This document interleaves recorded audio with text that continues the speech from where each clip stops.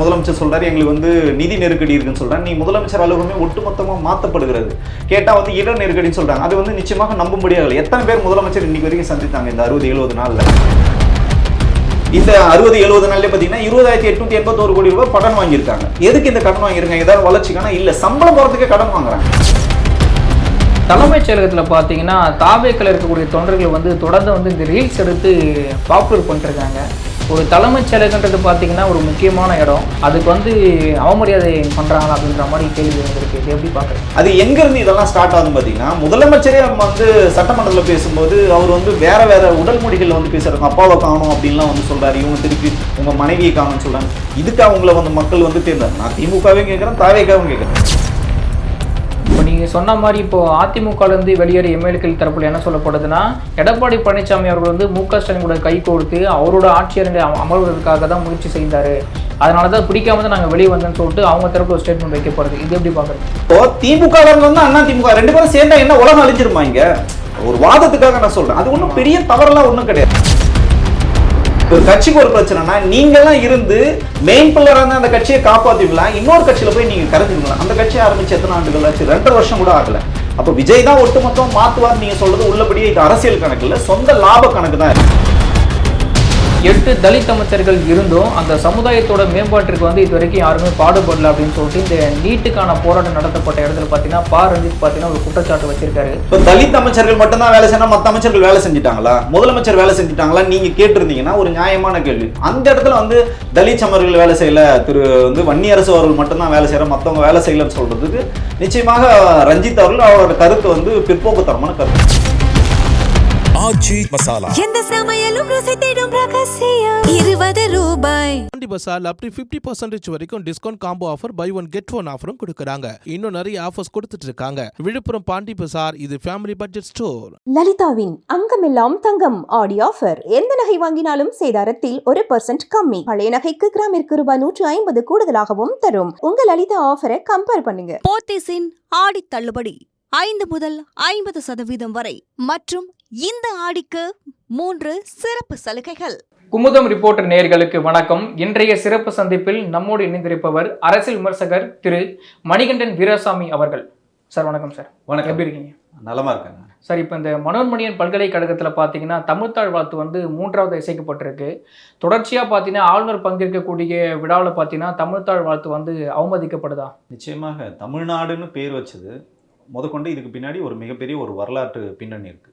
மாணவர்கள் போராட்டம் தான் இங்கே ஒரு மிகப்பெரிய ஒரு எழுச்சியாக வந்து அது நம்ம வந்து தமிழ்நாடுன்னு பேர் வைக்கிறதா இருக்கட்டும், தமிழ் சார்ந்த விஷயங்களாக இருக்கட்டும், நம்ம தமிழோட பண்டைய வரலாறாக இருக்கட்டும், இதெல்லாம் பார்த்திங்கன்னா தொன்மையானது. இந்தியாவிலே வந்து மிக தொன்மையான மொழி வந்து தமிழ். அதனால தான் நமக்கு வந்து செம்மொழி அந்தஸ்து கொடுத்தாங்க. அப்போது ஆளுகின்ற அரசாங்கம் யாராக வேணா இருக்கட்டும், அது திராவிட அரசாங்கம் மட்டும், இன்றைக்கி விஜயா இருக்கட்டும், நாளைக்கு யார் வந்தாலும் இந்த மொழி விஷயத்தில் இந்த மாதிரி தடங்கள் வருதுன்னா அது வந்து மாநில அரசாங்கம் வந்து முழுமையாக எதிர்கொள்ள வேண்டும். இவங்க வந்து முதல்லையே பார்த்தீங்கன்னா இவங்க வந்து பதவியேற்பு விழாவிலே வந்து தமிழை வந்து பிற்போக்குத்தனமாக தள்ளிட்டாங்க. ஸோ அதோட விளைவாக தமிழ்த்தாழ் வாழ்த்தை இயற்றிய மனோன்மணியம் சுந்தரனார் பல்கலைக்கழகத்திலே இந்த விஷயத்தை நடக்கிறது உள்ளபடியே யாராலும் இதை ஏற்றுக்கொள்ள முடியாது. இந்த அரசாங்கமும் அது நிச்சயமாக அதை ஏற்றுக்கொள்ளாது. ஸோ இதுக்கு வந்து உரிய முறையில் இன்னைக்கு வரைக்கும் முதல்வரோ இல்லை துறை சார்ந்த அமைச்சர்களோ, தமிழ் வளர்ச்சித்துறை அமைச்சர் ராஜ்மோகனோ, உயர்கல்வித்துறை அமைச்சர் வந்து பார்த்தீங்கன்னா விஸ்வநாதன் அவர்களோ இதுக்கு வந்து பதிலளிக்கிற. இதில் கூடுதலாக விஸ்வநாதன் அவர்கள் இதை வந்து புறக்கணித்து உள்ளபடியே நமக்கு வந்து அதிர்ச்சி அளிக்குது. புறக்கணிப்பு வந்து இதுக்கு ஒரு தீர்வு வந்து கிடையாது. திரும்பவும் வந்து ஆளுநர்கிட்ட எல்லா அதிகாரங்களும் வந்து போகிறதா அப்படின்னு மிகப்பெரிய ஒரு கேள்வி இருக்கு. இந்த அரசுக்கு மிகப்பெரிய இது ஒரு சவாலாக. ஆனால் தாவேக தரப்புல என்ன சொல்லியிருக்காங்க பார்த்தீங்கன்னா, தமிழ்நாட்டில் பார்த்தீங்கன்னா தாய்மொழி தமிழுக்கு தான் வந்து முக்கியத்துவம் கொடுப்போம் அப்படின்ற மாதிரி கண்டனத்தை வந்து தெரிவிச்சிருக்காங்க. ஆனால் அதை பற்றி என்ன நினைக்கிறீங்க? என்ன கண்டனம்? அவங்க வந்து இதுக்கு என்ன விளக்கனே அவங்க வந்து சொல்லவே இல்லை. நீ வந்து இந்தியா முழுக்க ஒரு புரோட்டோகால் இருக்குனால கவர்னர்ஸை வந்து கலந்துக்கின்ற விஷயத்துல நீங்க வந்து தமிழ்த்தாழ் வாழ்த்தை 3ஆம் இடத்துக்கு தள்ளணும்லாம் யாரும் வந்து சொல்லவே இல்லை. ஈவன் பிஜேபி ஆளுகின்ற மாநிலத்திலே பார்த்தீங்கன்னா அவங்களோட மாநில மொழி தான் வந்து முதலாக வந்து பாடப்படுகிறது. அதுவே வந்து எல்லா மாநிலங்களிலும். ஆனால் நீங்கள் ஏன் கவர்னருக்கு இவ்வளோ வந்து கவர்னர் வந்து ஆய்வு போகிறாரு? கவர்னர் பார்த்தீங்கன்னா இதுக்கு முன்னாடி சட்ட போராட்டம் நடத்தி பல்கலைக்கழகங்களில் வேந்தராக தமிழக முதல்வரே இருக்குன்னு சொல்லிட்டு நமக்கு அரசாணையே இருக்குது. அப்போ நீங்கள் திருப்பி உயர்கல்வித்துறை அமைச்சர் சொல்கிறாரு, முந்தைய அரசு விஸ்வநாதன் அவர்கள் சொல்கிறாரு முந்தைய அரசோட நிலைப்பாடு எங்கள் நிலைப்பாடு எல்லாம். அப்போ நீங்கள் எல்லாத்தையும் பறி கொடுக்குறீங்க. நீங்கள் தமிழ் மக்களுக்காக நான் வந்து நல்லது செய்வேன், தமிழை நாங்கள் வந்து தூக்கி பிடிப்பேன்னு எந்த இடத்துல நீங்கள் தூக்கி பிடிச்சிருங்க, எல்லா இடத்துலையும் தமிழுக்கு நீங்கள் வந்து இழுக்க தான் இது ஏற்படுத்துறீங்க. இது உள்ளபடியே அதிர்ச்சி அளிக்குது, ஆபத்தானது. இதை வந்து இது தொடர்பான நமக்கு ஒரு மிகப்பெரிய ஒரு அச்சம் இருக்கு. இதை வந்து நிச்சயமாக ஒரு முட்டுக்கட்டை தமிழக அரசாங்கம் வந்து போட வேண்டும். இப்போ அதே மாதிரி பார்த்தீங்கன்னா கர்நாடகாவில் வந்து ஜனநாயகம் படம் வந்தோட வசூல் வந்து பாதிக்கும், அதனால தான் வந்து மேகதாது அணை குறித்து வந்து சிஎம் விஜய் வந்து வாய் திறக்கல அப்படின்னு எதிர்க்கட்சி தலைவர் வந்து உதயநிதி வந்து கடுமையாக வந்து விமர்சனம் செஞ்சிருக்காரு. இதை பற்றி என்ன நினைக்கிறீங்க? இல்லை, நான் அந்த மாதிரி பார்க்கல. ஒரு மாநிலத்தின் முதல்வர்னா நிச்சயமாக இந்த மாநிலத்தின் மீது அவருக்கு வந்து அக்கறை இருக்கும். அது உள்ளபடியே இருக்கணும்னு நம்மளும் வந்து நம்புகிறோம். அரசியல் ரீதியாக எந்த கருத்து வேணாலும் சொல்லலாம். ஆனால் இது வந்து கொஞ்சம் வந்து அதிகப்படியான ஒரு பேச்சாக தான் நான் வந்து பார்க்குறேன். ஜனநாயகன் படத்துக்காக வந்து முதல்வர் இப்படி பண்ணுறது உள்ளபடியே நான் வந்து நம்பலை. ஆனால் அதில் ஒரு விஷயம் இருக்குது. என்னென்னா, ஜனநாயகன் படத்தை வந்து பார்த்துட்டு அமைச்சர்களே வந்து அழுகுறாங்க, ரீல்ஸ் போடுறாங்க. 2 நாள் வந்து அரசாங்கமே வந்து முடங்கி போச்சு, வெறிச்சோடி கிடந்தது, தலைமை செயலகமே வந்து வெறிச்சோடி போனது. உள்ளபடி இது ஆரோக்கியமான அரசியல் இல்லை. இதெல்லாம் நீங்கள் பண்ணுறதுனால தான் மாண்புமிகு எதிர்க்கட்சி தலைவர் வந்து உங்களுக்கு விமர்சனம் வைக்கிறார். அந்த விமர்சனத்துக்கு உங்களுக்கு தக்க பதிலடி கொடுக்குறது உங்ககிட்ட எந்த விதமான தரவுகளும் வந்து இல்லை. அது உள்ளபடியே அவங்க வந்து நிச்சயமாக மாற்றி கொள்ளணும். ஜனநாயகன் படம்ன்றது ஒரு சினிமா தான். ஆனால் இது பல பேரோட 8 கோடி மக்களோட வாழ்வாதாரம் தான் அடங்கியிருக்கு. பார்த்தீங்கன்னா அந்த காவிரி டெல்டாவில் உங்களுக்கு வெறும் விவசாயம் மட்டும் இல்லை, குடிநீருக்கே நம்ம தேவையை நம்ம வந்து நம்பி இருக்கிறதுனால இது துரிதமாக முதல்வர் வந்து நடவடிக்கை எடுக்கணும். இப்போ அவர் வந்து கர்நாடகாவுக்கு போகிறதா இருந்தது. இப்போ இது வரைக்கும் பார்த்தீங்கன்னா இந்த நிமிடம் வரைக்கும் சரியான தரவுகள் வந்து வரல. எந்த விதமான அரசு தரப்புல அறிக்கைகளும் வரலன்றது உள்ளபடியே நமக்கு வந்து அழுத்தத்தை கொடுக்குது. முதல்வர் வந்து துரிதமாக இதை வந்து செயல்படும். அதே மாதிரி இந்த மேகதாது அணை விவகாரத்தில் பார்த்தீங்கன்னா அமைச்சர் சிடிஆர் நிர்மல்குமார் என்ன சொல்லியிருக்காருன்னா, எதிர்க்கட்சி தலைவர் உதயநிதிக்கும் அவங்களோட அப்பா தாத்தா அவங்களுக்கும் பார்த்தீங்கன்னா மேகதாது பற்றி எதுவுமே தெரியாது அப்படின்ற மாதிரி ப்ரெஸ் மீட் ஒன்று கொடுத்துருக்காரு. அதை பற்றி என்ன நினைக்கிறீங்க? இல்லை, இது அப்பட்டமான அயோக்கியத்தனமான பேச்சாக தான் வந்து பார்க்குறோம். நீங்கள் அரசியல்னா நேர்மையான முறையில் நீங்கள் அணுகணும். நீங்கள் என்ன வந்து இந்த 70 நாளில் நீங்கள் என்ன நடவடிக்கை எடுத்துக்கணும்? சிடிஆர் நிர்மல்குமார் வந்து பேசுகிறாரு. இன்றைக்கி வரைக்கும் பார்த்தீங்கன்னா அவரால் வந்து அவர் சார்ந்த துறையிலே இன்றைக்கி வரைக்கும் மின்சாரத்தை வந்து சரி பண்ணவே முடியல. எதுக்கு எடுத்தாலும் திமுகன்னு நீங்கள் சொல்லணும். திமுக வேண்டாம், அண்ணா திமுக வேண்டாம் தான் மக்கள் உங்களுக்கு வாய்ப்பு கொடுத்துறாங்க. மிகப்பெரிய ஒரு வாய்ப்பு. இந்த வாய்ப்பை நீங்கள் தக்க வச்சிங்கன்னா சும்மா கேலி கூத்தாக அரசியல் கேள்விகளை மட்டும் பேசாமல் ஒரு பொறுப்புள்ள ஒரு மனிதர், பொறுப்புள்ள ஒரு அமைச்சர் வந்து இதுக்கு அரசியல் ரீதியில் பதில் சொல்லணும். இப்போ இது என்ன ஆகுதுன்னா, சட்டமன்றத்திலே ஒரு அப்பாவை காணும்னு சொல்லும்போது அவங்க வந்து உங்கள் பொண்டாட்டி காணும் வந்து பிள்ளைய காணும்னு சொல்லுது. உள்ளபடி இது ஆபத்தான அரசியல், இது அருவருக்கத்தக்க அரசியல். நீங்கள் வந்து எந்த அளவுக்கு போகிறீங்களோ அதே போல் தான் எதிர்கட்சிகளும். நீங்கள் ஆளுங்கட்சியாக இருக்கு, நீங்கள் வந்து மக்கள் நலப்பணி செய்யும் போது எதிர்கட்சி உங்களுக்கு வந்து வலுவான எதிர்கட்சியாக வந்திருப்பாங்க. அப்போ நீங்கள் அவங்களை கவுண்டர் அட்டாக் பண்ணும்போது அதுக்கு இது இப்படியே தான் போயிட்டு இருக்க. வளர்ச்சி நோக்கி ஒன்றுமே போல. தமிழ்நாட்டுக்கு ஆக்கப்பூர்வமான வேலைகளை வந்து அமைச்சர்கள் வந்து செய்யணும். அதே மாதிரி பார்த்தீங்கன்னா ஜனநாயகன் படத்தை பார்த்து எல்லா அமைச்சர்களும் அழுது அதை வீடியோ போடுறாங்க. அந்த அமைச்சர்கள்லாம் அவர் வந்து கண்டிச்சிருக்கணும். முதலமைச்சர் வந்து கண்டிச்சிருக்கணும். ஒரு அரசு கட்டிடத்தை இன்னைக்கு வந்து ஏற்கனவே நீங்க சொல்றாரு, முதலமைச்சர் சொல்றாரு எங்களுக்கு வந்து நிதி நெருக்கடி இருக்குன்னு சொல்றாரு. நீ முதலமைச்சர் அலுவலகமே ஒட்டுமொத்தமாக மாற்றப்படுகிறது. கேட்டா வந்து இட நெருக்கடின்னு சொல்றாங்க. அது வந்து நிச்சயமாக நம்பும்படியாக. எத்தனை பேர் முதலமைச்சர் இன்னைக்கு வரைக்கும் சந்தித்தாங்க இந்த 60-70 நாள்ல? பெரிய எந்த விதமான சந்திப்புகளும் இல்லை. விவசாயிகள் சங்கத்தினரும் போராடிட்டு இருக்காங்க, இன்னைக்கு வரைக்கும் வந்து சந்திக்கிறது இல்லை. அரசு ஊழியர் சங்கத்தை சார்ந்தவங்க வந்து சந்திக்கணும்னு சொல்றாங்க, எந்த விதமான சந்திப்புகளும். சமூக நல ஆர்வலர்கள் வந்து சந்திக்கணும், யாருமே இல்லை. சினிமா துறை சார்ந்தவர்கள் மட்டும் தான் சந்திச்சிருக்காங்க. ஸோ அதுக்காக இப்போ வந்து விமர்சனங்கள் வருது. ஒரு ஜோசியக்கார சொல்லி தான் இதை மாற்றினாங்கன்னு சொல்லுவோம். ஸோ அது வந்து சர்ச்சைகளை யார் ஏற்படுத்துறது, அதுக்கு யார் இடம் கொடுக்குதுன்னு பார்த்தீங்கன்னா தமிழக அரசாங்கம். இதில் வந்து அவங்க வந்து ரொம்ப கவனமாக இருக்கும். ஏன்னா உங்களுக்கு முதல்ல பெரிய அடி விழுந்தது.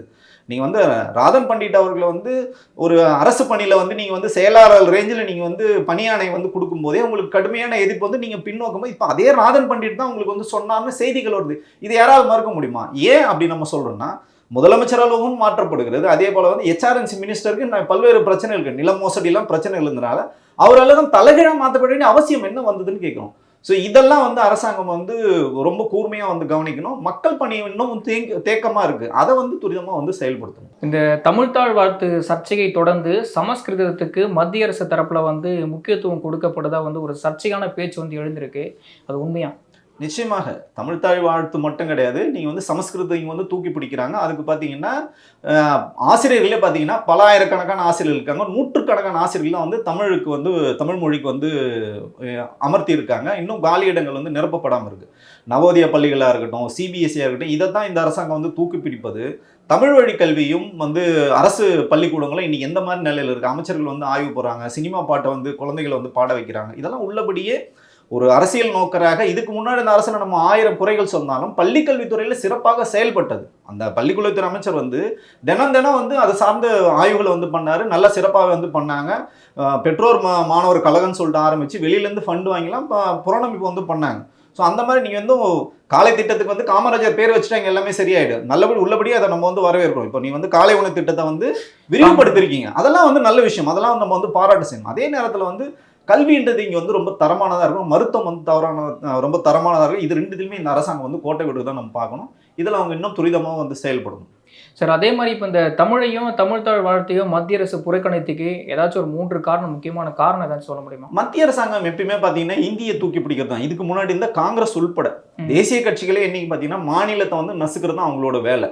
மாநில கட்சிகள் வலுவாக இருந்தால் அவங்களுக்கு மிகப்பெரிய அச்சுறுத்தல் இருக்கும், அரசியல் மிகப்பெரிய அச்சுறுத்தல் சொல்லி தான் ஈவன் பாஜகவாக இருந்தாலும் சரி, காங்கிரஸாக இருந்தாலும் இதை தான் வந்து பண்ணுவாங்க. ஆனால் மத்தியில் கூட்டாட்சி, மாநிலத்து சுயாட்சி தான் நம்மளோட கோட்பாடு, நம்மளோட நிலைப்பாடு. அதில் நிச்சயமாக நம்ம வந்து எங்கே வந்து அவங்களுக்கு சப்போர்ட் பண்ணணுமோ அந்த இடத்துல நம்ம சப்போர்ட் பண்ணணும். எந்த இடத்துல நம்ம உரிமைகளை, இவங்க வந்து என்ன பண்ணாங்கன்னா உரிமைகளை வந்து போராடுற இடத்த விட்டுட்டு ப்ரேயர் பண்ணுறாங்க, கெஞ்சுற இடத்துக்கு இவங்க வந்து மாறி போகிறாங்க. ஸோ இது உள்ளபடியே ரொம்ப ஆபத்தானது. நமக்கு வந்து எளிதாக இதெல்லாம் வந்து கிடைக்கல. நம்மளோட பாதை வந்து மிகப்பெரிய ஒரு பாதை, போராட்ட களத்திலிருந்து தான் நம்ம இதை வந்து ஜெயிச்சிருக்கோம்.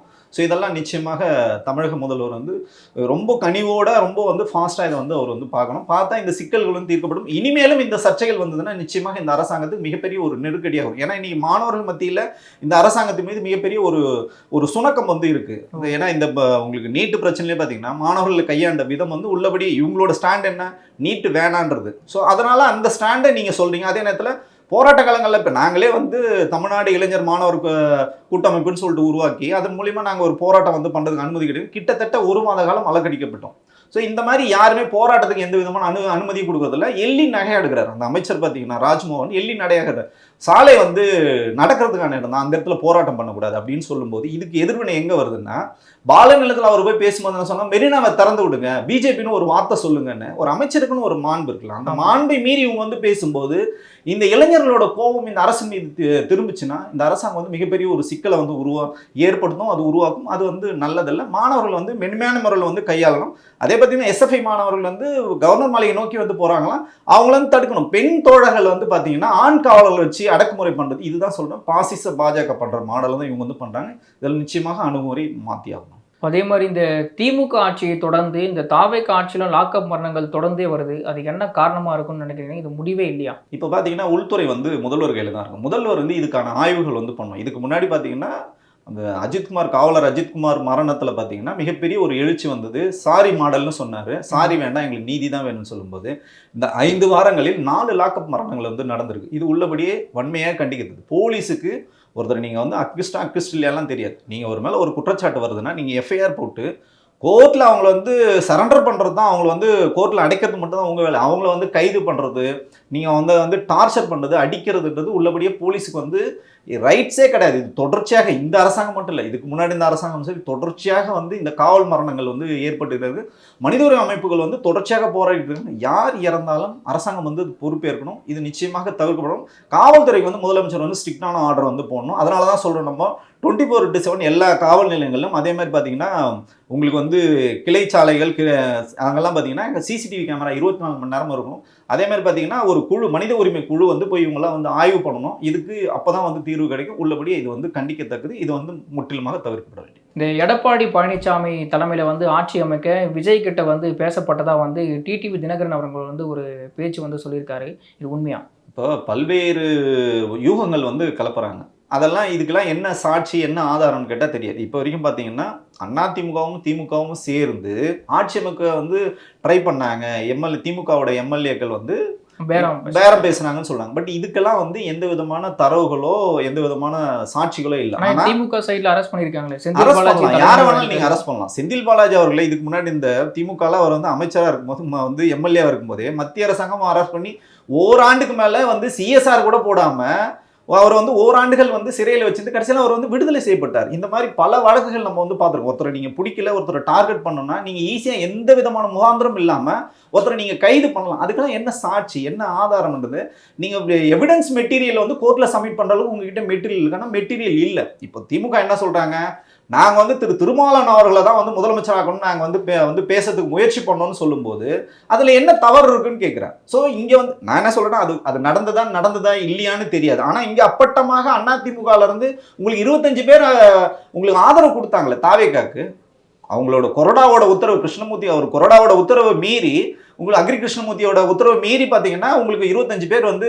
தாவேக்காக்கு வாக்களித்தார்கள். அவங்க மீது எடுக்கப்பட்ட நடவடிக்கை உடனே சரண்டர் பண்ணி திருப்பி போயிட்டு நீங்கள் வந்து சபாநாயகர் கேட்டு அவங்க மேலே வந்து தண்டனை குறைப்பு வந்து பண்ணியிருக்காங்க. உள்ளபடியே இந்த வழக்கு வந்து உச்சநீதிமன்றம் இல்லை உயர்நீதிமன்றம் போனால் அந்த 25 பேரை சஸ்பெண்ட் பண்ணலாம். அப்போது அப்பட்டமாக இப்போ வந்து ஏற்கனவே பார்த்தீங்கன்னா விஜயபாஸ்கர்ல இருந்து எம்ஆர் விஜயபாஸ்கர்ல இருந்து இன்னும் 3 பேர் வந்து அதிமுக ரிசைன் பண்ணிட்டு தாவேக்காக்கு போகிறாங்க. இப்போ இதுக்கு பின்னாடி என்ன பேரம் நடந்தது? ஒருத்தர் வந்து ஜெயிச்ச பதவியை ரிசைன் பண்ணிட்டு போறாருன்னா இதுக்கு பின்னாடி மிகப்பெரிய ஒரு நிச்சயமாக ஏதோ ஒரு லாபம் இருக்கு இல்லைங்களா?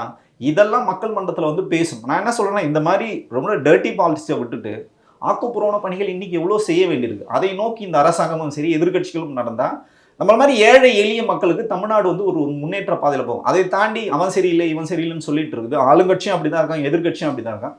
ஒரு ஆக்கப்பூர்வமான அரசியல் இங்கே நடந்தால் தான் நம்ம பார்க்கவே இல்லை. இப்போ கடன் அதிகமாக வாங்கிட்டாங்கன்னு முதலமைச்சர் சொன்னார் திரு ஜோசப் விஜய் அவர்கள். கடன் அதிகமாக ஆகிடும். இந்த 60-70 நாள்லேயே பார்த்தீங்கன்னா 20,881 கோடி ரூபாய் கடன் வாங்கியிருக்காங்க. எதுக்கு இந்த கடன் வாங்கியிருக்காங்க? ஏதாவது வளர்ச்சிக்கான இல்லை, சம்பளம் போகிறதுக்கே கடன் வாங்குறாங்க. அப்போது நீங்கள் வந்து தொழில்துறை அமைச்சர் ரீல்ஸ் போட்டுட்டு இருக்காங்க. இது வரைக்கும் எந்த விதமான முதலீடும் அவங்க வந்து ஈர்க்கவே இல்லை. இதுக்கு முன்னாடி இந்த எம்ஓஐ நீங்கள் வந்து கம்ப்ளீட் பண்ணாலே போதும். அப்போது இணக்கமாக செயல்படணும். மக்களுக்காக நீங்கள் வேலை செய்யணும்னா ஆளுங்கட்சியும் எதிர்கட்சியும் ஆக்கப்பூர்வமான வேலையை செய்யணும். ஆளுங்கட்சி எதிர்கட்சி நீங்கள் வந்து சண்டை போட்டுட்டு இருந்தீங்கன்னா ஓட்டு போட்ட மக்களோட நிலைமை தான் இங்கே வந்து பரிதாபமாகுது. இப்போ நீங்கள் சொன்ன மாதிரி இப்போ அதிமுகலேருந்து வெளியேற எம்எல்ஏக்கள் தரப்புல என்ன சொல்லப்படுதுன்னா, எடப்பாடி பழனிசாமி அவர்கள் வந்து மு.க. ஸ்டாலின் கூட கை கோர்த்து அவரோட ஆட்சியரண்டை அமர்வதற்காக தான் முயற்சி செய்தார், அதனால தான் பிடிக்காம தான் நாங்கள் வெளியே வந்தேன்னு சொல்லிட்டு அவங்க தரப்புல ஒரு ஸ்டேட்மெண்ட் வைக்கப்படுது. இது எப்படி பார்க்குறீங்க? சரி, ஓகே, அது உண்மையாக கூட இருக்கும் பட்சத்தில் இப்போ நீங்கள் யார் என்ன சொன்னார்? விஜய் என்ன சொன்னார்? தீய சக்தி திமுக, தூந்து போன சக்தி அப்படின்னு சொல்லிட்டு அதிமுக வந்து சொன்னார். அதிமுகன்னு ஒரு கட்சியே இல்லைன்னு சொல்லிட்டு உங்கள் தலைவரை வந்து அம்மையார் ஜெயலலிதாவே வந்து அவங்க வந்து ஜெயிலுக்கு போனவங்கலாம் ஆதவ அர்ஜுனா வந்து பேசினார். அது வந்து ஒரு மோசமான கட்சி, அப்படி ஒரு கட்சியே இல்லைன்னு சொல்லும்போது நீங்கள் இந்த கட்சியிலிருந்து உங்களை விமர்சனம் பண்ண அதிமுக போக வேண்டிய அவசியம் என்ன? நான் தாவேக்காக்கு போக வேண்டிய அவசியம். இப்போ வந்து உங்கள் கட்சி உள்ளபடியே ஒரு சிக்கலில் இருக்குது, ஸ்ட்ரகிளை வந்து ஃபேஸ் பண்ணுறாங்க. கடந்த 5 முறை நீங்கள் வந்து எதிர்கட்சியாக இருந்தீங்க, இந்த முறை எதிர்கட்சியாக கூட இல்லை அதிமுக. அப்போது எவ்வளோ மோசமான கடைசி 50 வருடங்களில் 32 ஆண்டுகள் ஆண்ட கட்சி வந்து அதிமுக. திமுக கூட அதிகப்படியான நாட்கள் வந்து ரீசெண்ட் டேஸில் வந்து அதிமுக தான் இருந்தது. அப்போ உங்களுக்கு ஒரு கட்சிக்கு ஒரு பிரச்சனைனா நீங்கள்லாம் இருந்து மெயின் பில்லராக இருந்தால் அந்த கட்சியை காப்பாற்றுவீங்களா? இன்னொரு கட்சியில் போய் நீங்கள் கரைஞ்சிருங்களா? அந்த கட்சியை ஆரம்பித்து எத்தனை ஆண்டுகள் ஆச்சு? 2.5 வருஷம் கூட ஆகலை. அப்போ விஜய் தான் ஒட்டுமொத்தமாக மாற்றுவார் நீங்கள் சொல்கிறது உள்ளபடியே இது அரசியல் கணக்கு இல்லை, சொந்த லாப கணக்கு தான் இருக்குது. ஸோ அதனால் நான் என்ன கேட்குறேன்னா, காங்கிரஸும் வந்து கம்யூனிஸ்டுகளும் வேறு கர்நாடகாவில் வந்து வேறுபட்ட நிலையில் இருப்பாங்க, ஆனால் மத்தியில் வந்து கூட்டாக இருப்பாங்க. அதே மாதிரி பார்த்தீங்கன்னா திரிணாமுல் காங்கிரஸும் வந்து வேறுபட்ட நிலையில் இருப்பாங்க, ஆனால் மத்தியில் பார்த்தீங்கன்னா கூட்டணியாக இருப்பாங்க. எல்டிஎஃப் யூடிஎஃப் வந்து அங்கே தனித்தனிய கட்சிகளாக இருப்பாங்க, கூட்டணியில் இருப்பாங்க. அப்போது திமுகவில் வந்து அதிமுக 2 பேரும் சேர்ந்தா என்ன உலகம் அழிஞ்சிருப்பாங்க? ஒரு வாதத்துக்காக நான் சொல்கிறேன். அது ஒன்றும் பெரிய தவறெல்லாம் ஒன்றும் கிடையாது. திமுகலேருந்து அதிமுக வந்து திருப்பி அதிமுக வந்து திமுகவோட வந்து சேர போகிற நேரத்தில் முக்கியமான ஆட்கள் வந்து தடுத்தார்கள் அப்படின்னு இதுக்கு முன்னாடி வந்து ஆய்வறிக்கையில் வந்து சொல்லுது. இதனால ஒன்றும் உலகமே வந்து மாறிடுவார். 2 பேரும் சேர்ந்தாலும் ஆட்சி அமைக்க முடியாது. அதுதான் இங்கே வந்து சிக்கல்.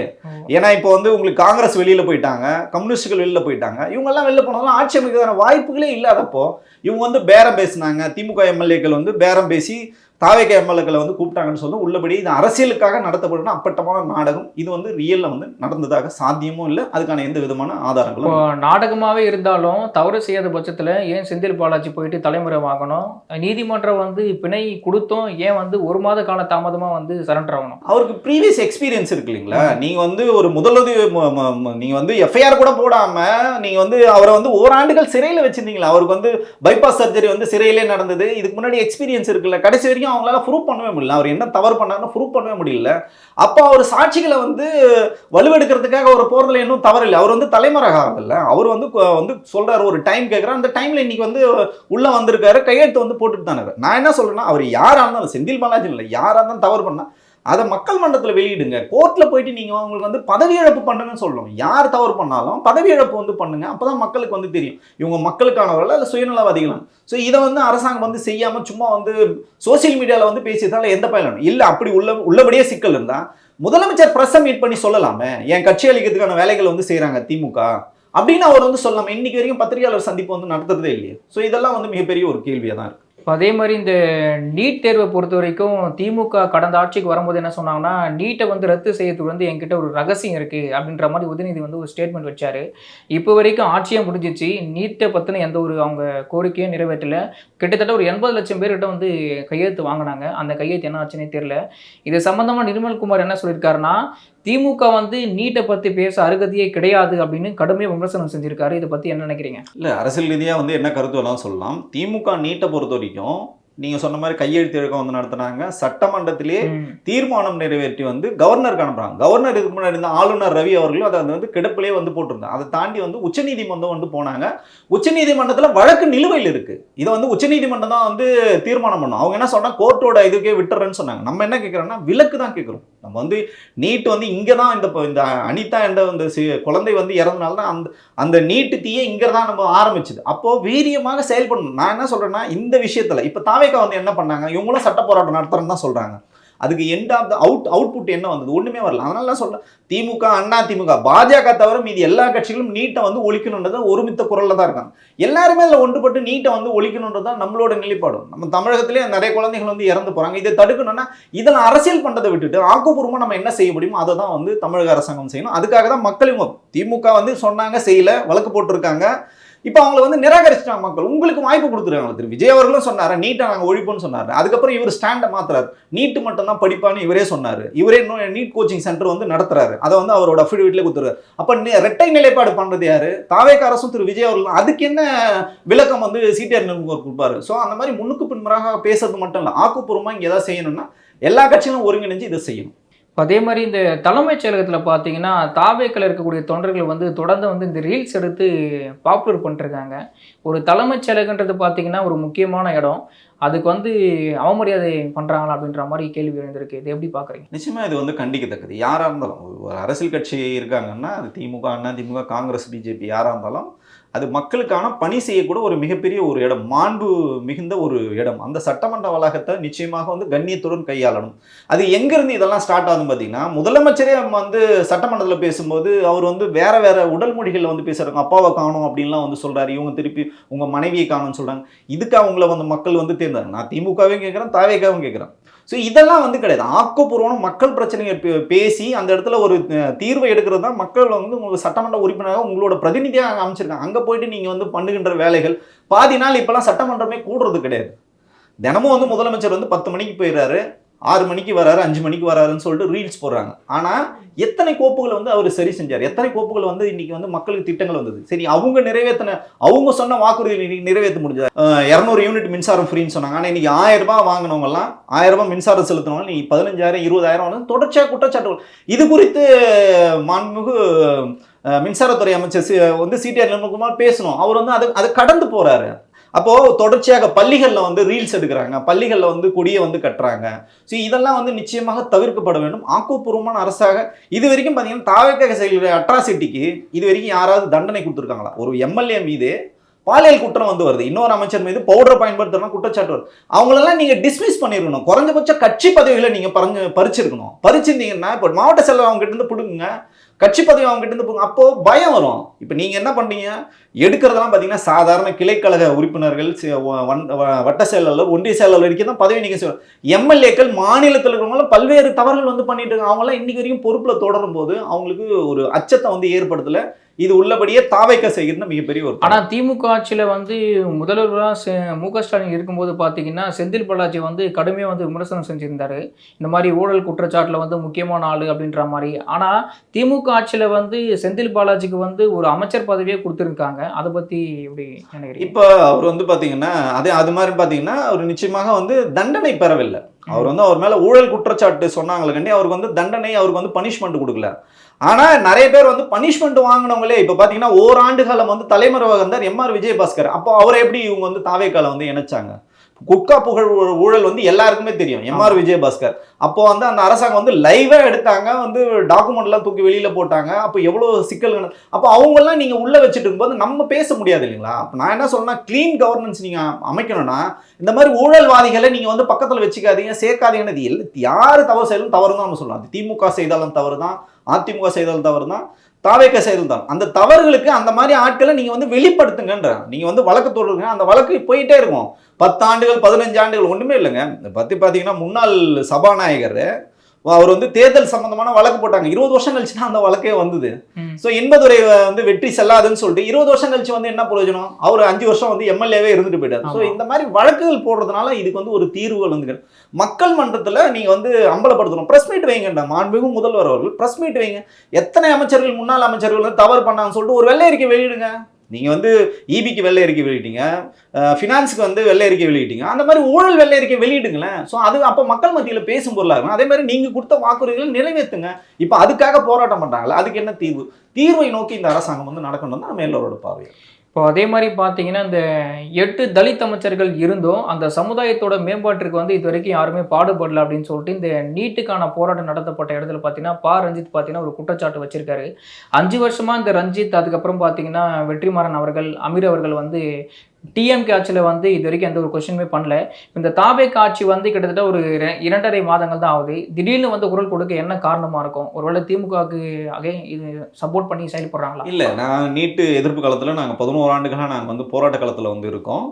தொடர்ச்சியாக இந்த ரஞ்சித்தா இருக்கட்டும், வெற்றிமாறனா இருக்கட்டும், அமீரா இருக்கட்டும், இவங்க வந்து தொடர்ச்சியாக வந்து போராட்ட காலத்தில் இருந்தவங்க. திமுகக்கு எதிராக வந்து பேசினவங்க தான். திமுகக்கு எதிராக வந்து போராட்டத்தை வந்து கையெடுத்தவங்க. ஆனா ஆம்ஸ்டாங்கோட கொலை வழக்கு வந்து சிபிஐக்கு மாற்றும் போது அப்போ அதுல வந்து நிலைப்பாடு வந்து மாறுச்சு. அவரோட அதை பத்தி குரல் கொடுக்கவே இல்லை. ஆமாமா, நிச்சயமா அப்போ அவரோட நிலைப்பாடு மாறுச்சு. அது வந்து அரசியல் காரணம். நிச்சயமாக நான் என்ன சொல்ல, நீட்டுக்கும் இந்த தலித் அமைச்சர்களுக்கும் சம்பந்தமே கிடையாது. அந்த இடத்துல தேவையில்லாத அரசியல் பேசுனதான் திரு ரஞ்சித் அவர்களே வந்து பார்க்குறோம். நீங்கள் என்ன எதுக்காக வந்து போராட்டம் பண்ணுறீங்க? நீட்டுக்காக போராட்டம் பண்ணீங்க.